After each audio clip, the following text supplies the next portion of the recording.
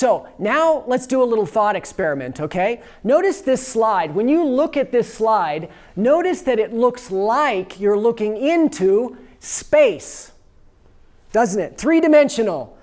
And that's exactly what I want you to imagine. I want you to begin to imagine the most empty part of space. And if in your imagination you have any stars or planets or interstellar dust, like, get it out of there. It's empty, okay?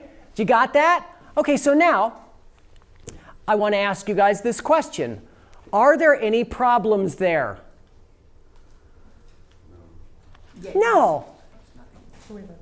No. Well, okay, so if you're confused and you don't know, the answer is no, and here's why.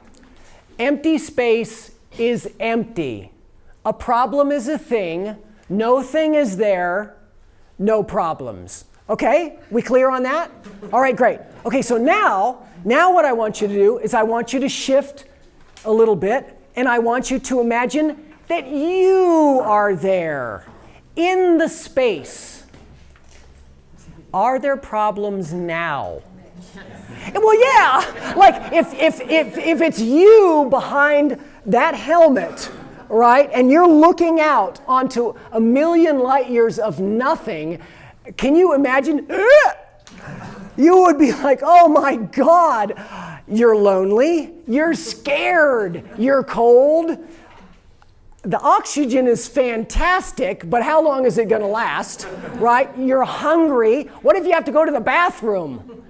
Houston, there are problems. So as soon as there is a self in a space, problems arise. Now, you may not know this, but this is the essential teaching of Buddhist psychology.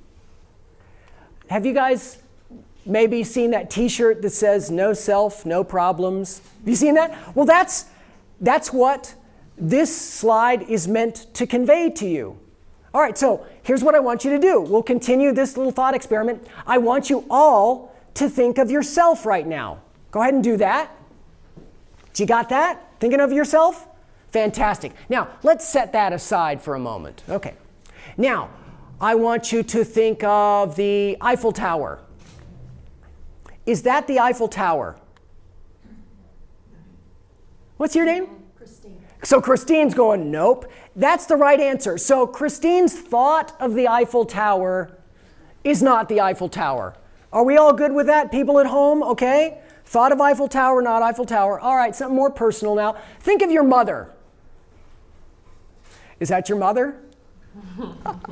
And ladies, there's probably more women here. Don't gang up on me.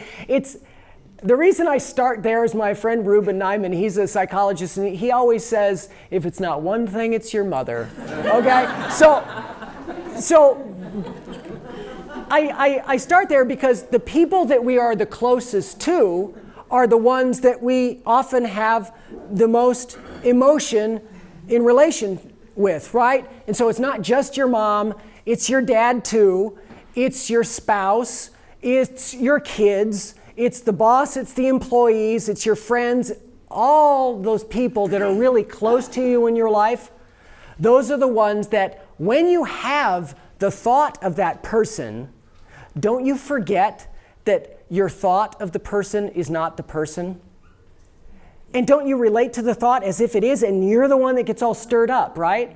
Okay, good. All right, because that happens to us all the time. That's the cognitive reification. That's making something solid. All right, so now what I want you to do is I want you to think of yourself again. So think of yourself. Is that you? I know. By the same logic, it can't be, right? But when do we ever question that? That's the problem. Because we have this very solid idea of who we are and what Buddhist psychology, so I'm not a Buddhist and I'm not trying to convert anybody, but Siddhartha Gautama way long back, he looked inside and he tried to find himself and he couldn't. He did find a flow of sights and sounds, thoughts and sensations, but none of the flicker of energy and information was an absolute perpetual self. What he was saying is that we exist more like a verb, flowing, flowing, flowing, changing, changing, changing, than we do a noun, a solid thing. And so when we think of ourself, if that thought is carrying some baggage, it's hard for us, and we think we are that idea, it's hard for us to put down the baggage. Very hard. Okay, so idea of self. This class wants to teach you guys how to get rid of that. Now, if I asked you, what is the self then? Closest we could get, what is the self? What would you say? Do you want me to answer? Okay, so it's a story. Does that make sense? Right, so we all are born, clearly, and we have a brain, and our brain is like a recording device, and the right side of our brain, the right hemisphere, immediately starts recording all of the autobiographical imagery.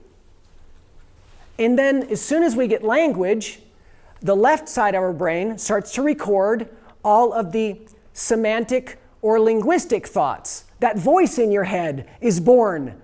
And if you put both of those types of thoughts, the picture-like and the sound-like, you get the docudrama of me inside your head, and that's actually who we think we are. But the truth is that story is not the self. You can see that now when we explain it, right? Like, it's just a recording, it's just a bunch of memories, but the self is behind all that. The self is the space that allows those memories to be there. You want me to say that one more time? So there's a space behind that allows that stream of consciousness to flow through it. If you can access that, and I'm going to teach you how, that's you deconstructing the story, getting yourself out of the story, and finding relief. It doesn't mean that instantaneously you become enlightened and life is better. It means that for the moment, you're not as triggered. You don't get pulled down as much.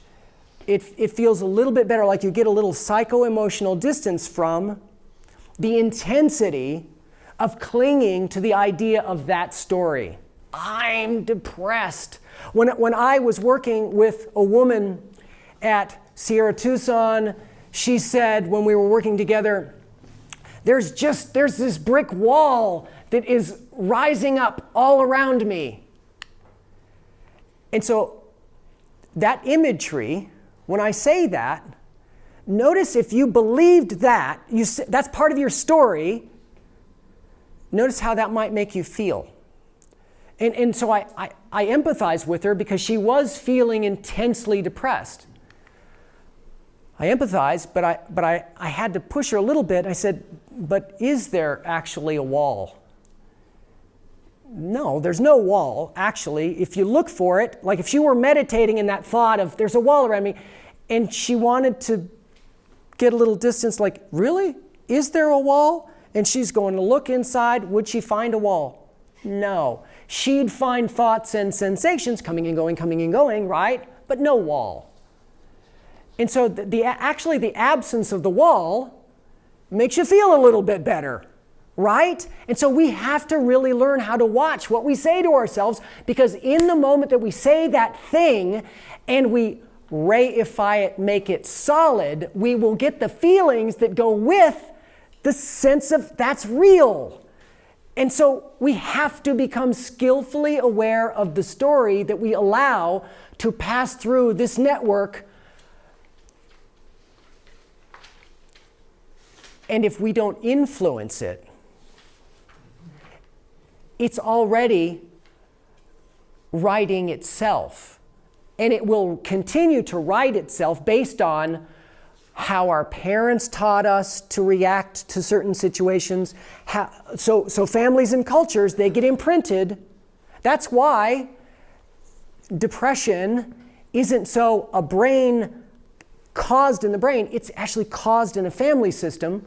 And is the brain a part of that network? Well, yes, and so this family system is going to change the brains of the people that live in the family. But is that where it starts? My guess is no. Why do I say that? Because it used to be that people were not as depressed as they are today. Human beings, every new generation is becoming more and more depressed. If you take right now septuagenarians, so people that are 70 and older, the incidence of depression, major depression in their lives is probably about 10%. If you take an 18-year-old now, a cohort of 18-year-olds, the likelihood that any one of them will be majorly depressed is 25%.